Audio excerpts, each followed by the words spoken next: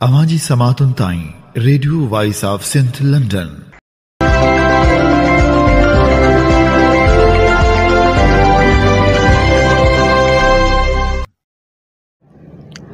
आप सुन रहे हैं Radio Voice of Sindh London. ख़बरों, तजज़ियों और तबसरों पर मुश्तमिल प्रोग्राम आज का अहवाल के साथ में आपकी खिदमत में हाजिर आपकी मेज़बान शान से।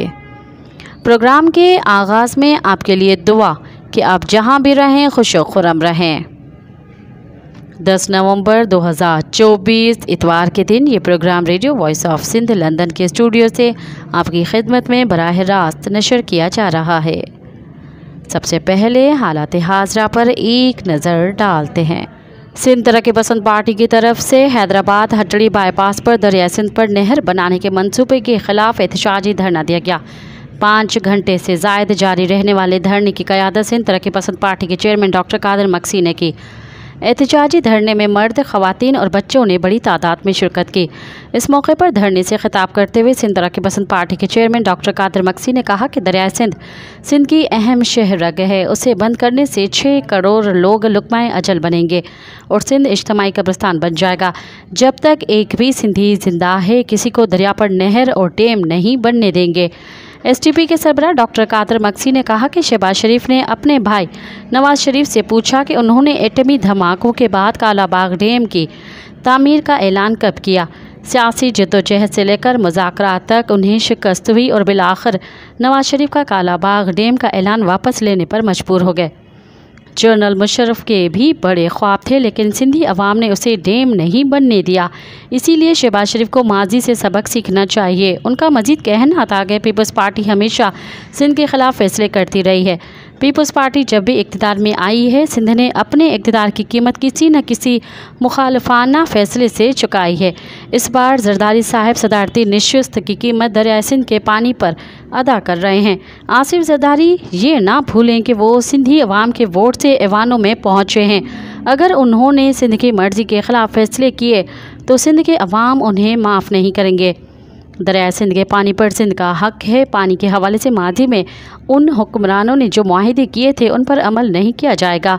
सिंध का पानी हमेशा सिंध के साथ धोखा देकर चोरी किया जाता है। मुआहिदे के तहत कोटड़ी डाउन स्ट्रीम में हर 12 माह बाद 12 मिलियन एकड़ फुट पानी छोड़ना होता है, लेकिन हमें वो पानी नहीं मिल रहा, जिससे पूरा इंडस डेल्टा तबाह हो चुका है। दरिया सिंध में कोटड़ी से समंदर की तरफ पानी का बहाव रोका हुआ है और समंदर तेज़ी से ज़मीन को ख़त्म कर रहा है। सिंध में पानी की कमी के बायस ज़राअत को नुकसान पहुंचा है। अगर मज़ीद नहरें बनी तो सिंध सैलाब की जद में आएगा, जिससे न सिर्फ इंसान बल्कि सिंध का हर जानदार मुतासर होगा। एसटीबी के सरबराह डॉक्टर कादिर मक्सी ने मज़ीद कहा कि अगर इस हुक्मरानों ने ओहदा नहीं छोड़ा तो इस मुल्क का नुकसान होगा। अगर सिंध दुश्मनी के मंसूबों में मुलविस नहीं हैं तो वो वफाकी हुकूमत से बात क्यों नहीं करते। सिंध दुश्मन मंसूबे की हिमायत पर क्यों कायम है। उन्होंने कहा कि हमारी ये एहतजाजी तहरीक उस वक्त तक जारी रहेगी जब तक नहर की तामीर का ऐलान वापस नहीं लिया जाता। उन्होंने कहा कि 20 नवंबर को सखरन बाईपास पर धरने के बाद लाखों सिंधी 24 नवंबर को कराची में गवर्नर हाउस के सामने जमा होंगे और वफाक को सिंध के खिलाफ साजिशें बंद करने का पैगाम देंगे। इस मौके पर धरने से निसार कीरियो, कादिर चन्ना, डॉक्टर अहमद नूनारी, जान मोहम्मद जुनेजो और दूसरे रहनुमाओं ने खिताब किया। सिंध की आबादकार तंजीमों ने दरिया सिंध पर 6 कैनाल के मंसूबे को पानी की वहदत के लिए इंतहाई ख़तरनाक मंसूबा करार देते हुए उसके ख़िलाफ़ 23 नवंबर से मरहलावार एहतजाजी तहरीक शुरू करने का ऐलान किया है। 23 नवंबर को पहला मुश्तरका इजलास हैदराबाद में करने का फ़ैसला किया गया है। एहतजाजी तहरीक के मराहिल तय करने और आइंदा की हिकमती अमली मरतब करने के लिए एंटी कैनाल एक्शन कमेटी भी कायम कर दी गई है। इस सिलसिले में सिंध की आबादकार तंजीमों का मुश्तरका इजलास हैदराबाद में महमूद नवाज शाह की मेज़बानी में हुआ, जिसमें सिंध आबादकार board, Sindh agriculture council, Sindh आबादकार अलायंस और सिंध यूनाइटेड आबादकार फॉर्म के रहनुमाओं ने शिरकत की।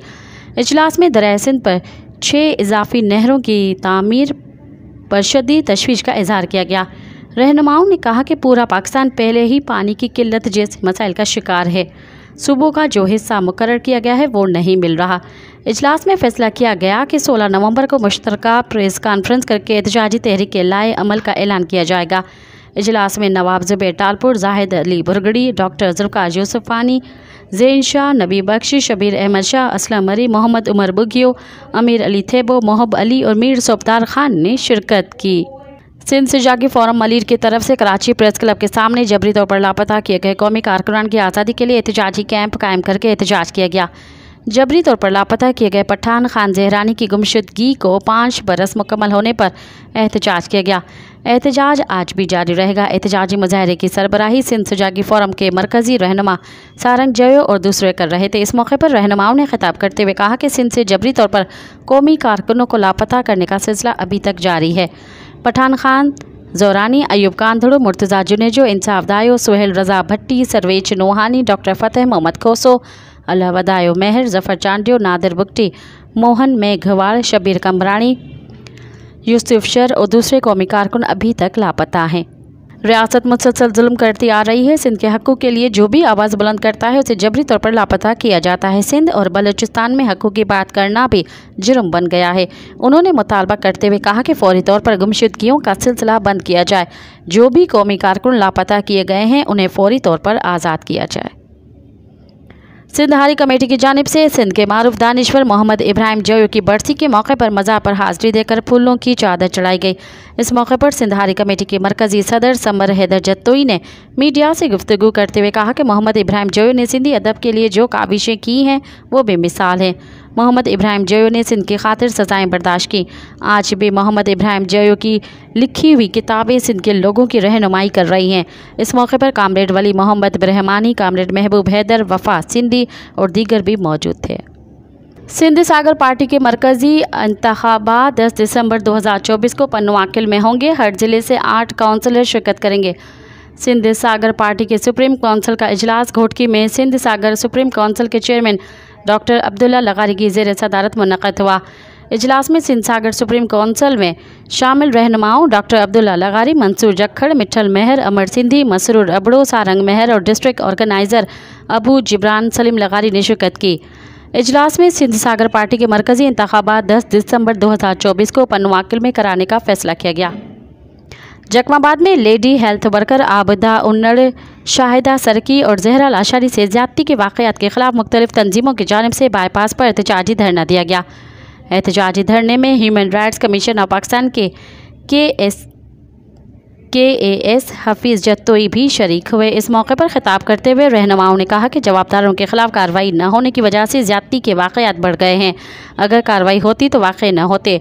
उन्होंने मुतालबा किया कि जवाबदारों के ख़िलाफ़ फौरी तौर पर कार्रवाई करके मुतासरा ख़वातीन को इंसाफ फराहम किया जाए। ज़िले केच के इलाके मंद में महिर के रिहायशी गुज़िश्ता 9 दिनों से एहतजाजन सड़क ब्लॉक किए हुए हैं। उनका मुतालबा है कि पाकिस्तानी फोर्सेस फौरी तौर पर उनके घरों से कब्ज़ा ख़त्म करे जिन पर पाकिस्तानी फोर्सेस FC 5 साल से काबिज़ हैं। FC तुम्प के ब्रिगेडियर और ज़िले इंतज़ामिया ने एहतजाजी कमेटी से बातचीत की कोशिश की कि इब्तिदा में उन्होंने मुजाहिरीन को धमकाने की कोशिश की, मगर जब मकामी अफराद अपने मुतालबात पर डट गए तो इंतज़ामिया ने 6 माह की मोहलत मांग ली, जिसे महिर एहतजाजी कमेटी ने मुस्तरद कर दिया। ज़िले इंतज़ामिया के नुमाइंदा रहीमा जलाल ने 1 माह के अंदर मुतालबात पूरे करने की यकीन दहानी पर मुज़ाकरात कर नया मौका फराहम किया। मकीनों ने शर्त रखी कि बातचीत में इलाके के मौजूदा साबिक नुमाइंदे DC केच और केच बार एसोसिएशन को बतौर गवाह शामिल किया जाए। मकामी अफराद का कहना है कि 5 साल तक उन्होंने फोर्सेस को मेहमान रखा, मगर अब ज़िले नुमाइंदगान को चाहिए कि वो ख़ुद 1-2 माह तक मेज़बानी का तजुर्बा करें। वाज़ेह रहे कि बलूचिस्तान के दीगर इलाकों की तरह मंद और तुम्प के देहातों में भी फोर्सेस ने लोगों के घरों पर कब्जा कर रखा है, जहां फोर्सेस आबादी की निगरानी, ड्रोन कैमरों से वीडियोज़ बनाने और लोगों की निजी ज़िंदगी में मुदाखलत करती है। मंद मुजाहिरीन का मज़ीद कहना था कि आबादी के हेज फोर्सेस की मौजूदगी ख़ास तौर पर ख़वातीन के लिए परेशानी का सबब बनी हुई है और मुख्तलिफ़ तरीक़ों से शहरियों को ब्लैकमेल करके उनसे काम भी लिया जाता रहा है। कोयटा में रेलवे स्टेशन के प्लेटफार्म पर खुदकुश धमाके में खातून समेत 27 अफराद जाँ बहक और 40 अफराद ज़ख्मी हो गए। रेलवे हुकाम के मुताबिक जाफ़र एक्सप्रेस ने 9 बजे पेशावर के लिए रवाना होना था। ट्रेन अभी तक प्लेटफार्म पर नहीं लगी थी कि धमाका हो गया। धमाका रेलवे स्टेशन पर टिकट घर के करीब हुआ। कमिश्नर कोयटा मोहम्मद हमजा शफकात ने तस्दीक की है कि रेलवे स्टेशन पर धमाका खुदकुश था। खुदकुश बमबार सामान के साथ रेलवे स्टेशन पर दाखिल हुआ। ऐसे किसी शख्स को रोकना मुश्किल होता है कि जो खुदकुश हमले के लिए आए। दूसरी जानब सिविल अस्पताल कोयटा के डॉक्टर नूरुल्लाह के मुताबिक अस्पताल में इमरजेंसी नाफिज कर दी गई है। तिबी इमदाद के लिए इजाफी डॉक्टर्स और अमला तलब कर लिया गया है। पुलिस सर्जन डॉक्टर आयशा फैज़ ने धमाके में खातून समेत 27 मुसाफिरों की जान बहक होने की तस्दीक की है। अमेरिका ने कोयटा रेलवे स्टेशन पर होने वाले बम धमाके की मजम्मत की है। एक बयान में अमेरिकी सफारत खाने का कहना है कि कोयटा रेलवे स्टेशन पर बम धमाके की मजम्मत करते हैं। बयान में मज़ीद कहा गया है कि धमाके के मुतासरीन और उनके अहल खाना से ताज़ियत का इजहार करते हैं। अमेरिकी सफारत खाने का कहना है कि पाकिस्तान के साथ खड़े रहेंगे ताकि शहरियों और सिक्योरिटी फोर्सेस के खिलाफ दहशतगर्दी को रोका जा सके। सदारती एवॉर्ड याफ्ता सराइकी शायर इकबाल सोकड़ी 87 साल की उम्र में इंतकाल कर गए। मरहूम की नमाज जनाजा आज बाद नमाज असर तौंसा में अदा की गई। उनकी उम्र 86 बरस थी। इकबाल सोकड़ी 5 अप्रैल 1938 को डेरा गाजी खान के इलाके सोकड़ में पैदा हुए। इकबाल सोकड़ी सराइकी ज़बान में मज़ाहमती शायर के तौर पर पहचाने जाते हैं। इकबाल सोकड़ी के 9 शहरी मजमूए छप चुके हैं, जिनमें हंजू देहार, दुखती जंज, काले रूह, चिट्टी बर्फ़, वर्का वर्का, ज़ख्मी, लीर वलीर, बिछावा, आठवां आसमान, बेअंत और ज़मीन जागदी ए शामिल हैं। अपनी शायरी के बारे में इकबाल सोकड़ी ने ख़ुद कहा कि मैंने अपने ज़ाती गम को अपने माहौल, मुआशरा और लोगों के मसाइल के गम से हम आहंग करके शायरी की है और मैं उसे अपनी ज़िम्मेदारी समझता हूँ। हैदराबाद में शहरियों से भत्ता लेने के इल्ज़ाम पर 3 पुलिस अफसरान समेत 6 एहलकार बरतरफ कर दिए गए। Senior superintendent of police SSP Hyderabad के मुताबिक सब इंस्पेक्टर्स आसिफ जतोई, सैफुल्लाह गिल और वहीद पंवर बरतरफ किए गए। SSP हैदराबाद का मजीद कहना था कि पुलिस एहलकार ज़ुबैर, ज़ोहैब और महमूद गुज्जर भी मुलाजमत से बरतरफ कर दिए गए हैं। उनका मजीद कहना था कि बरतरफ एहलकारों ने शहरियों को अगवा करके 19 लाख रुपए भत्ता वसूल किया था। SSP हैदराबाद के मुताबिक भत्ता वसूल करने के इल्ज़ाम में सब इंस्पेक्टर वहीद और एक एहलकार जेल में हैं। खैबर पख्तूनख्वा हुकूमत की जानिब से मुतालबात मानने की यकीन दहानी के बाद प्राइमरी स्कूल टीचर्स ने 5 रोज़ से जारी एहतजाजी धरना ख़त्म करते हुए पीर से तालीमी इदारों में तदरीसी अमल शुरू करने का ऐलान कर दिया। खैबर पख्तूनख्वा के प्राइमरी स्कूल असातिज़ा अपग्रेडेशन समेत दीगर मुतालबात की मंजूरी के लिए धरना दिए हुए थे। टीचर्स और हुकूमती अरकान पर मुश्तमिल जिरगा में कामयाब मुज़ाकरात हुए, जिसके बाद टीचर्स ने एहतजाज ख़त्म करने का ऐलान किया। खैबर पख्तूनख्वा हुकूमत ने सूबे के प्राइमरी स्कूल टीचर्स की तैनाती कॉन्ट्रैक्ट के बजाय रेगुलराइज करने, जबकि भर्ती के लिए स्किल्स बढ़ाने और प्राइमरी स्कूल टीचर्स के मुस्तकिल तैनाती का नोटिफिकेशन जारी करने की यकीन दहानी कराई। बांग्लादेश की बड़ी सियासी जमायत बांग्लादेश नेशनल पार्टी BNP के हामियों ने गुज़िश्ता रोज़ दारुल हुकूमत ढाका में बड़ा मुजाहरा किया और रैली निकाली। BNP की जानिब से अबूरी हुकूमत से नए इंतखाबात और फौरी इस्लाहात का मुतालबा किया गया है। गैर मुल्की मीडिया की रिपोर्ट्स के मुताबिक BNP ने डॉक्टर यूनिस की ज़ेर क़यादत इंतज़ामिया पर जोर दिया कि वो तेज़ी से काम करें, हालांकि वो इस्लाहात के लिए मुनासिब टाइम फ्रेम देने के लिए तैयार हैं। साबिक़ वज़ीर आज़म शेख हसीना वाजिद के अगस्त में फ़रार होने के बाद मुल्क अबूरी हुकूमत के तहत चल रहा है। राजनपुर के इलाके कच्चा बंगला पंजाब पुलिस की कार्रवाई के दौरान इश्तिहारी डाकू शाहिद लुंड मारा गया। वाज़ेह रहे कि 24 अगस्त को हुकूमत पंजाब ने सिंध और पंजाब के कच्चे के बड़े इलाके में कार्रवाई करने वाले ख़तरनाक डाकुओं के सर की मुकर्ररा कीमत 10 लाख से बढ़ाकर 1 करोड़ रुपए कर दी थी। हुकूमत पंजाब ने डाकू शाहिद लुंड के सर की कीमत 1 करोड़ रुपए मुकर्रर कर रखी थी।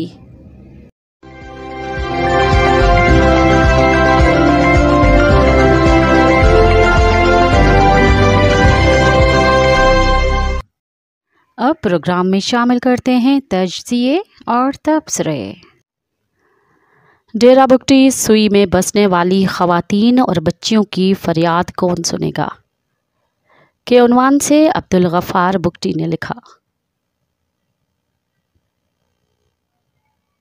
मेरे आबाई शहर डेरा बुगटी में एक ऐसा इलाक़ा भी मौजूद है जहाँ जदीद दौर के तकाज़ों को मद्देनज़र रखते हुए हुकूमत जदीद तरीन मशीनरी इस्तेमाल करके कुदरती गैस के ज़ख़ायर तो निकाल रही है, लेकिन वहाँ के बच्चों को हुकूमत की तरफ से तख्ती पर लिखने के लिए सयाही तक फराहम नहीं की जाती। शायद ये खौफ है कि अगर ये बच्चे शऊर पाते हैं तो उसका असर ताकतवर हलकों पर भी पड़ेगा, जिन्होंने गरीब लोगों के वसाइल पर कब्ज़ा जमा रखा है। ऊंच गैस फील्ड ज़िला डेरा बुगटी की तहसील सुई में वाक़ है, जो 7 मौजूआ जात पर مشتمل ہے۔ اس علاقے میں 3 بڑے غیر دائم نالے درجن گزی اور مزوئی ہے۔ یہاں بگٹی قبیلے کے ذیلی شاخیں چاکرانی، شالوانی اور سندرانی تقریباً 200 سالوں سے آباد ہے۔ یہ علاقہ ماضی میں ضلع کوہلو کا حصہ رہا اور انگریزی دور میں یہاں کے لوگوں کو مالکانہ حقوق حاصل تھے، لیکن آزادی کے بعد ان حقوق کو چھین لیا گیا۔ دیگر اضلاع کے قیام کی وجہ سے یہ قدیم ریکارڈ بھی اب یہاں کے لوگوں کو دستیاب نہیں۔ گیس کی دریافت سے پہلے یہ علاقہ کسی کی ترجیح نہیں تھا۔ تقریباً 100 کلومیٹر لمبائی اور 30 کلومیٹر چوڑائی پر مشتمل یہ علاقہ ایک طرف صحبت پور کے قریب اور دوسری طرف نصیر آباد کے ساتھ ملتا ہے۔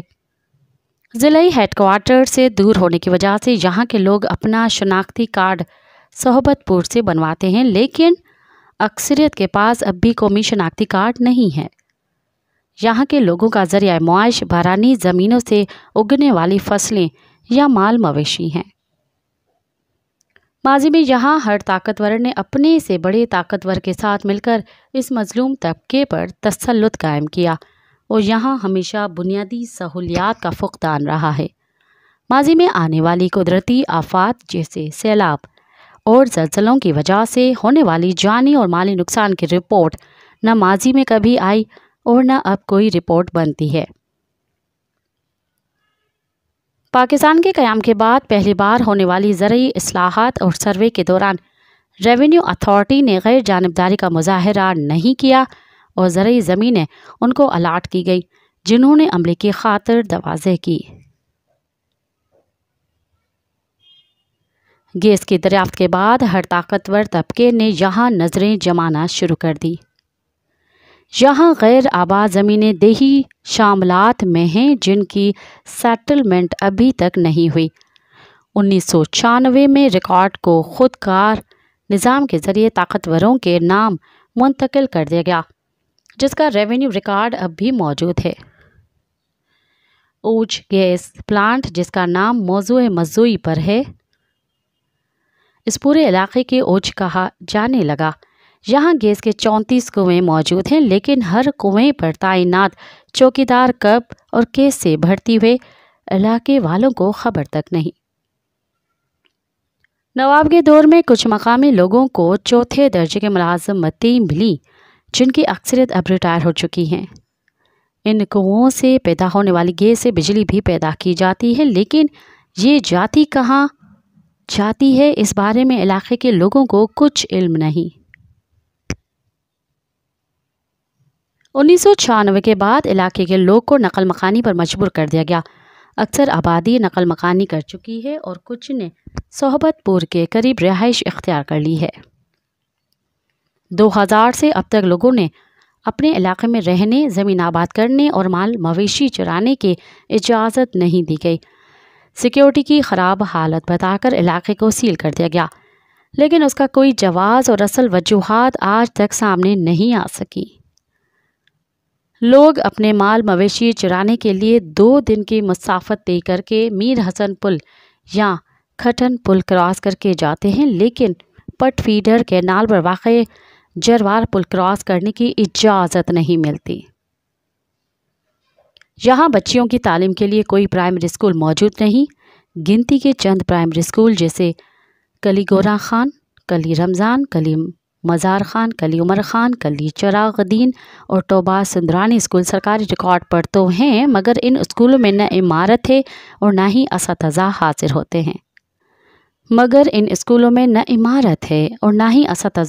ہوتے ہیں۔ یہاں بچیاں پیدا ہونے سے پہلے ہی فروخت کر دی جاتی ہیں۔ خواتین ناخواندہ اور اپنے حقوق سے بے خبر ہیں۔ خواتین کی حیثیت نوکر سے زیادہ نہیں۔ بوڑھی مائیں مال مویشی چراتی ہیں اور لوگوں کو اتنا خوفزدہ کیا گیا ہے کہ زباں بند کر کے زندگی گزارنا مجبوری بن چکی ہے۔ اگر زباں کھولنی ہے تو ظالم کی تعریف میں ہی کھولی جائے، ورنہ خاموشی بہتر ہے۔ یہاں کے لوگوں کو ان کی زمینیں کیسے منتقل ہوئیں اس کا ریکارڈ موجود ہے، مگر اس ریکارڈ تک رسائی نہیں۔ انہیں نظر انداز کیوں کیا گیا اس کی وجوہات کسی کو معلوم نہیں۔ یہاں خواتین زچگی کے دوران مر جاتی ہیں۔ سانپ کے کاٹنے سے ہونے والی اموات کی تعداد سینکڑوں میں ہوگی، مگر کسی کو کوئی خیال نہیں۔ جدید دور کے تقاضوں کے مطابق یہاں نادرا کا رجسٹریشن دفتر، بچیوں کے لیے primary school, high school, civil dispensary اور لوگوں کے واپسی اور آبادکاری جیسے بنیادی نوعیت کے مسائل موجود ہیں۔ حکومت وقت کو ان مسائل کو حل کرنے کی ضرورت ہے۔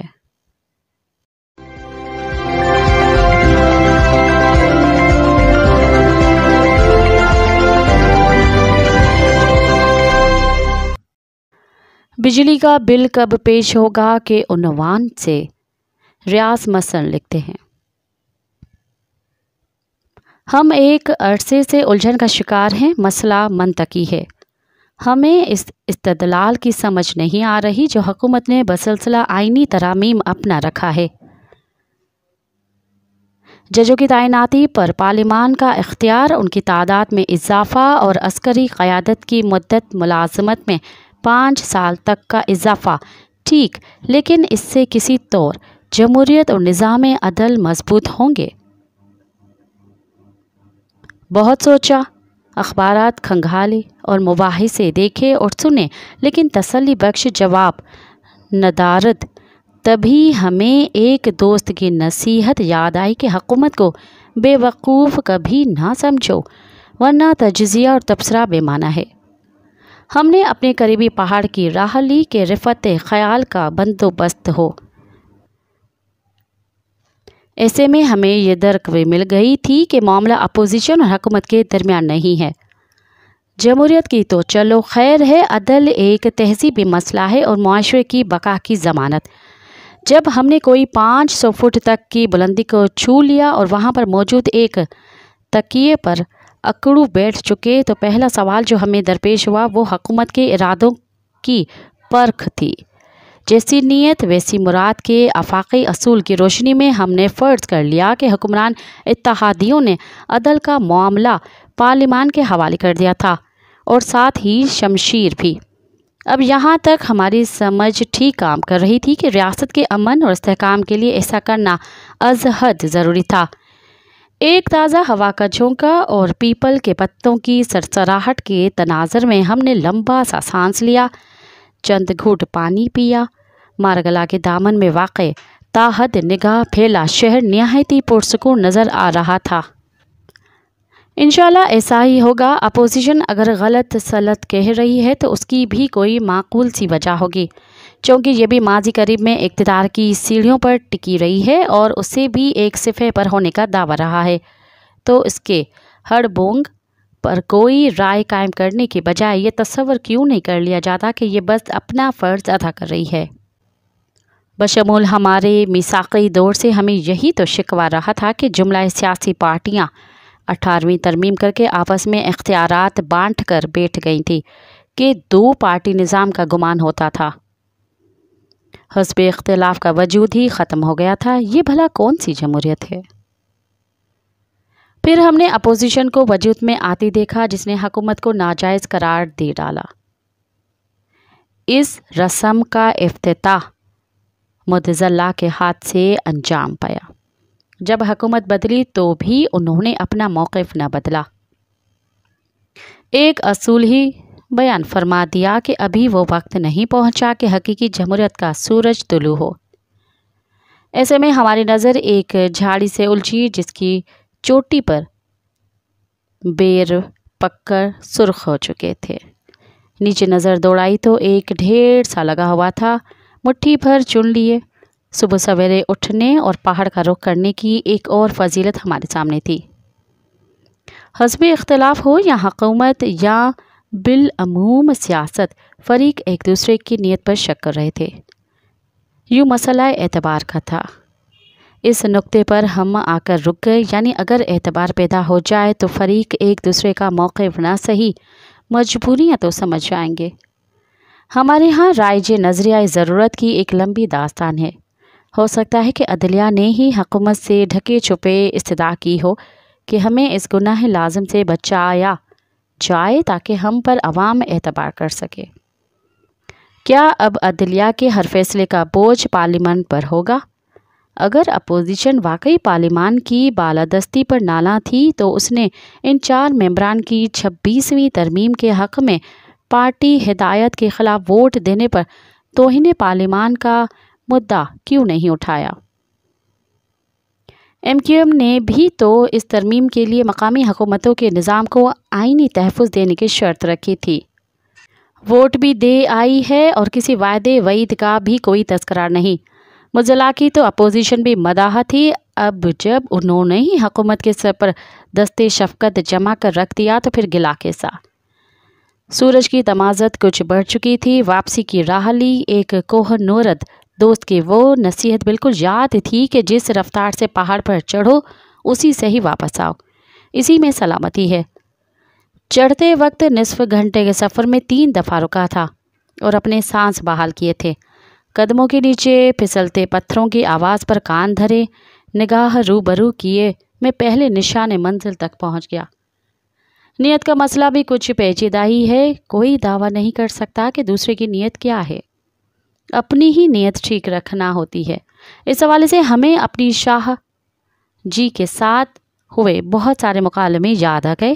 ہمارا ہمیشہ سے موقف رہا کہ اگر تہذیبی رویوں کی کوئی پاسداری کر رہا ہو تو بدگمانی سے پرہیز بنتا ہے۔ ہمارا مسئلہ اتنا منکر نہیں جتنا کہ منافق۔ شاہ جی کا جواب ہمیشہ یہی ہوتا اور ہم ان سے اس بارے میں کبھی اختلاف نہیں کرتے تھے۔ ہم محتاط قدموں سے چل پڑے۔ آخر یہاں بیٹھ کر کالم تو نہیں لکھا جا سکتا تھا۔ گھر پہنچے تو ہم اس امکان پر شد و مد سے غور کر رہے تھے کہ طبقاتی مفادات حکومتی اقدامات کا محرک بن سکتے ہیں۔ کون نہیں جانتا کہ ہمارے ہاں وسائل کی تقسیم انتہائی غیر مساوی ہے۔ سیاست اور مارکیٹ دور غلامی سے مراحت یافتہ ایک چھوٹے سے طبقے کے ہاتھ میں ہے تو وسائل کا رخ بھی اسی کی طرف ہے۔ ظلم تو یہ ہو رہا ہے کہ جنہیں حکومتی اناعت کی ضرورت ہے انہیں سے ٹیکس لیا جا رہا ہے، اور وہ بھی ناجائز طور پر۔ اندرون پارٹی جمہوریت نہیں ہے تو پارلیمان کی بالادستی کا فائدہ کس کو؟ اللہ نے اگر پارلیمان کی بالادستی کے لیے اتنا کچھ کیا ہے تو اس کا امتحان بھی لے لیں۔ کریں وہ یہ کہ ایک بجلی کا بل ایوان میں پیش کریں اور اس کے مندرجات پر جمہوریت اور عدل کے زرعین اصولوں کی روشنی میں بحث کا آغاز کروائیں۔ ساتھ ہی اپوزیشن وکلا اس امر پر نئی نویکلی آئینی عدالت سے انصاف کے تقاضے پورا کرنے کی استدعا کریں۔ اگر بالادست پارلیمان کا قبلہ کعبہ عوام اور ان کی خوشی ہے تو عدل کا سورج طلوع ہو جائے گا اور حقیقی جمہوریت کی طرف پہلا قدم اس شان سے اٹھے گا کہ دنیا دنگ رہ جائے گی۔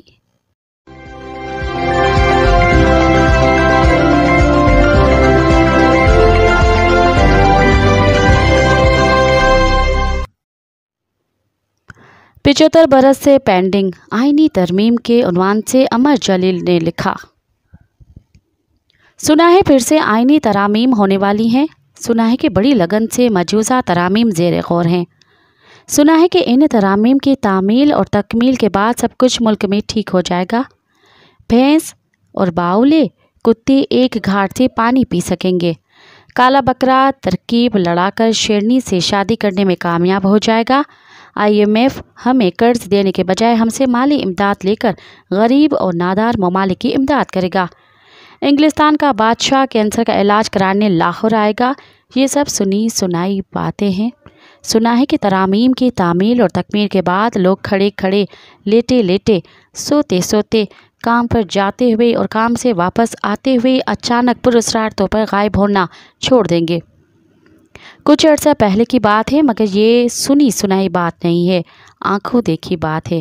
میں اور میرا دوست دمڑی لال برنس روڈ پر گول گپے کھا رہے تھے۔ ریہڑی کے اطراف لوگوں کا ہجوم تھا۔ میں اور دمڑی لال گول گپوں کے 3 پلیٹیں چٹ کر چکے تھے۔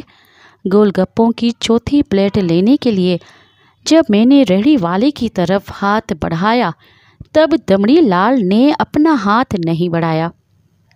میں نے پلٹ کر دمڑی لال کی طرف دیکھا۔ دمڑی لال وہاں موجود نہیں تھا، وہ پراسرار طور پر غائب ہو چکا تھا۔ उम्र के लिहाज से मैं 90 की दहलीज पर खड़ा हूँ। दमड़ी लाल ऐसे गायब हुआ कि वो फिर कभी लौट कर नहीं आया। सुना है कि 27वीं, 28वीं, 29वीं आईनी तरमीमों के बाद दमड़ी लाल जैसे लोग गायब होना छोड़ देंगे। दमड़ी लाल जैसे लोग पुलिस मुकाबलों में मारे जाएंगे।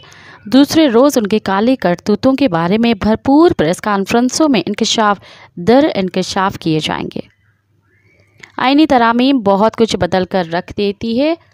आप अपनी फटीचर मोटरसाइकिल पर मज़े से झूमते हुए वन वे रोड पर चले जा रहे हों कि अचानक आपकी निगाह सामने से आती हुई तेज़ रफ्तार पजीरों पर पड़ती है।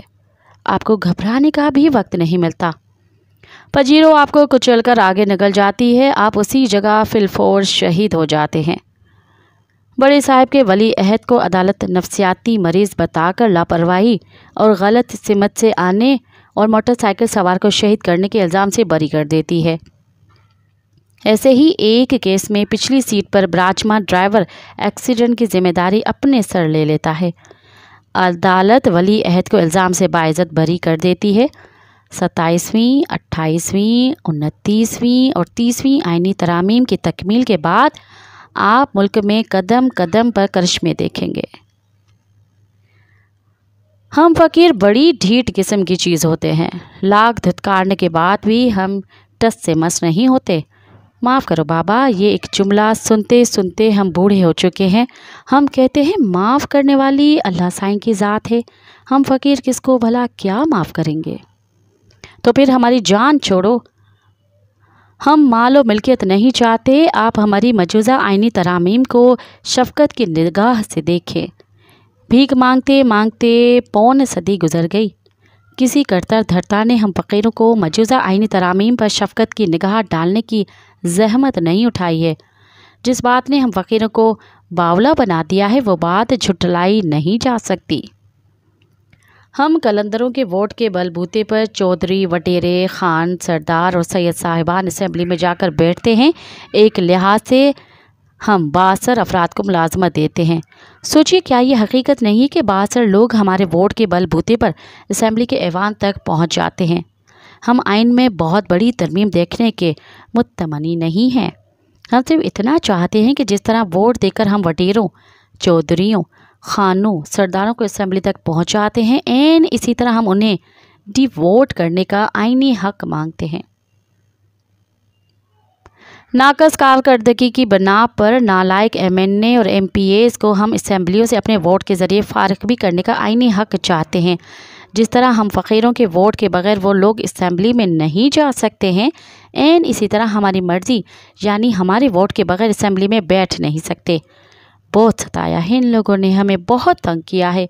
इन लोगों ने 5 बरस में एक मरतबा हमसे वोट मांगने आते हैं, उसके बाद अपनी शक्ल तक नहीं दिखाते। अपने हल्का इंतखाबात में रत्ती बराबर काम नहीं करते। ऐसे मेंबरान के ख़िलाफ़ आईनी तौर पर हम डिवोट करने और उनकी जगह होशियार और लायक मेंबरान चुनकर ले आने का आईनी हक चाहते हैं। आइन में हम ऐसी तरमीम चाहते हैं। एक नालायक और नाकस क्लर्क को आप दफ्तर में कबूल नहीं करते, उनको डिसमिस करके निकाल देते हैं, तो फिर कानून साज असम्बली में कानून से नाबलद को आप कैसे कबूल कर सकते हैं? ऐसी आईनी तब्दीली के लिए पिछले 75 बरस से हम गुजारिश करते आए हैं और आने वाले 175 बरसों तक गुजारिश करते रहेंगे।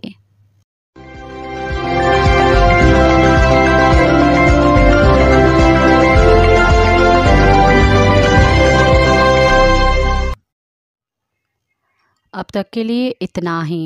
मुझे दें इजाज़त। याद रखें, आज़ादी का पौधा जवानों के खून से सैराब होकर परवरिश पाता है। इनकलाब कमज़र्फ लोगों का काम नहीं। साथ सलामत। अवाजी समातुन ताई Radio Voice of Sindh London.